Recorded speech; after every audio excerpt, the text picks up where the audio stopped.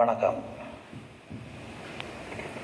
ஒரு அடர்ந்த காடில் அல்லது ஒரு குகையில் காலங்காலமாக வசித்து வந்த ஒரு மனிதனை பிடித்து எல்லா வசதிகளும் உணவுப் பொருட்களும் நவீன அமைப்புகளும் உடைய ஒரு வீட்டில் வசிக்க வைத்துவிட்டு அந்த வீடை மூடி அவனை தனிமையாக விட்டுவிட்டு நாம் ஒரு மாதம் கழித்து வந்து பார்த்தால் அந்த மனிதனுடைய நிலை சடலமாக இருக்கும்.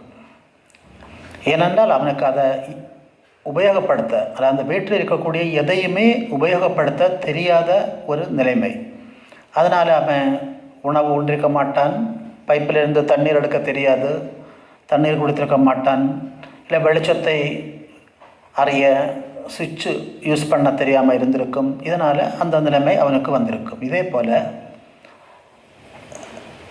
எல்லா மனிதருக்குள்ளும் இருக்கக்கூடிய ஆழ் மன சக்தி என்பது அளப்பரியது, அன்லிமிட்டட்.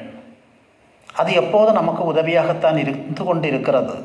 ஆனாலும் நாம் தெரிந்து அந்த சக்தியை பயன்படுத்தினால் நமக்கு கிடைக்கக்கூடிய அல்லது நம்மில் இருக்கக்கூடிய 100% சக்தியில் தற்போது நாம் பயன்படுத்தக்கூடிய 1%, 2%, 3% இருக்கும்.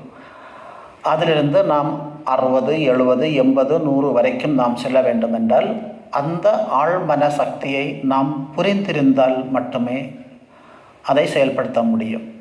இல்லை என்றால் அந்த குகையில் வாழ்ந்த மனிதனுடைய நிலை தான் நம்முடைய சாதாரண மனிதர்களுக்கும் நடந்து கொண்டிருக்கின்றது. எனவே ஆழ்மனதை பற்றி சிறப்பாக தெரிந்து கொள்வது நம்முடைய சக்தியை நாம் சரியாக பயன்படுத்துவதற்கு மிக உதவியாக இருக்கும். நன்றி, வணக்கம்.